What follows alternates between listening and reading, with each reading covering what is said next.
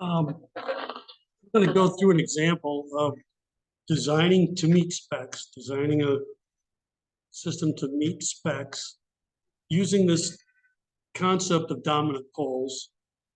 And it'll be an example of a little bit more complete design process than I've probably gone through before. So here was the job. Here's the system we're given, and here's the specs. 2% settling time of 0.125 seconds and a peak overshoot of 25%.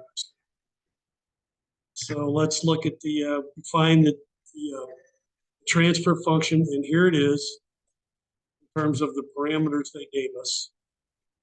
And look at it, it's a second order denominator, but we have a pole up here.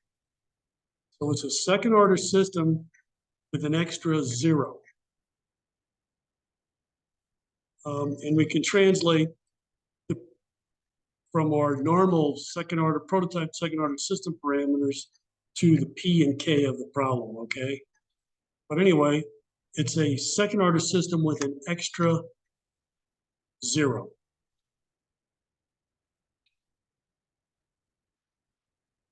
So for a first cut, we could put the poles using everything we did before for a prototype second order system to get these to meet specs, right?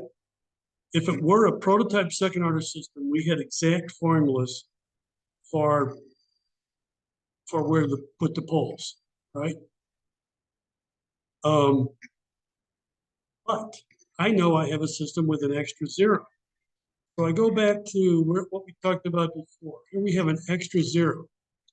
The extra zero moves the peak overshoot up and left, moves it up.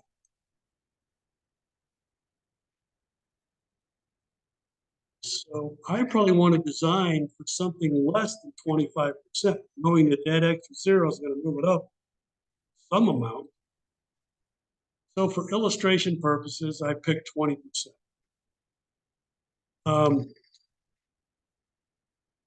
And okay, then the rest of this was cranking through just like we did for the prototype second order system. We just used the formula sheet and come up with exact numbers for everything.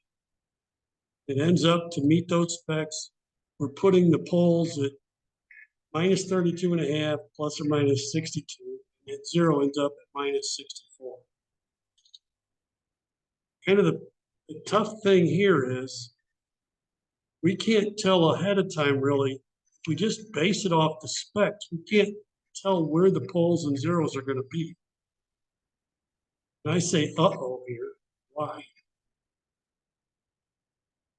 Poles, dominant poles. Only one set of poles, they're dominant. They're at minus 32.5. The zero's at minus 64. That's only a factor of 2. Look what that looked like here. Here was a factor of 2, H2, let's see.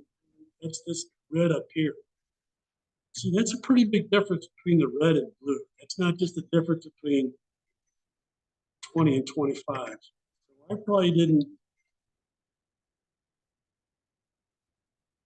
probably should have made this 20%, maybe 5 or 10%. But anyway, let's see what happens because we'll simulate it. Now we can't just use formulas. Or yes, we could, but we're not going to. It's getting too complicated. So we simulate it. Use MATLAB, and it tells you what the step response is. And what was it? The settling time was specified to be 0.125. It's 0.108, so we're good there. Peak overshoots over 37%. Spec was 25%. So we got to do something. And we just don't want to blindly trial and error everything, not if we can help it.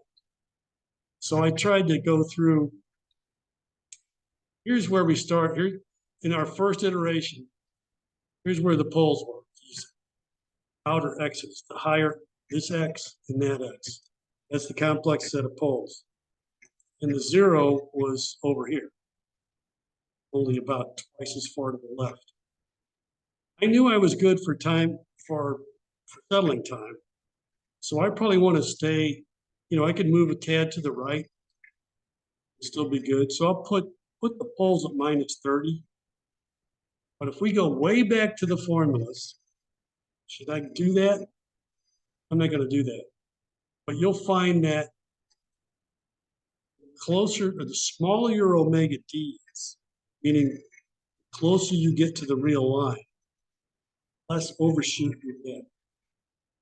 I'm going to move poles down quite a bit, close to the same place on the left, a lot closer to the real line.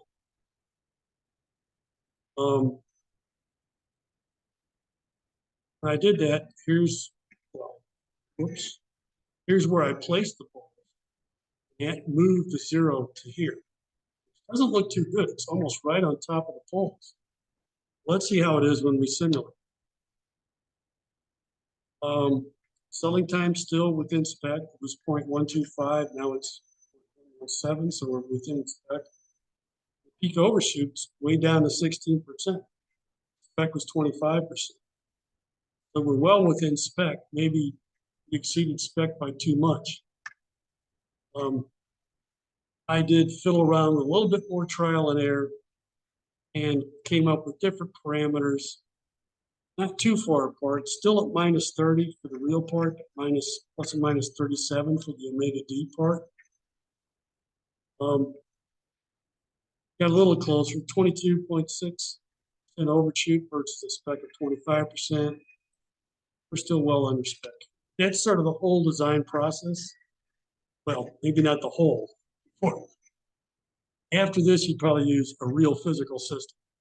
But first, you do some numbers, calculations, analytical stuff. And then you check it out by simulating things. Next step would be real hardware, I guess. But a lot of simulation should be part of your whole process. And when I teach this, MATLAB's part of the course. And it probably is in most control systems.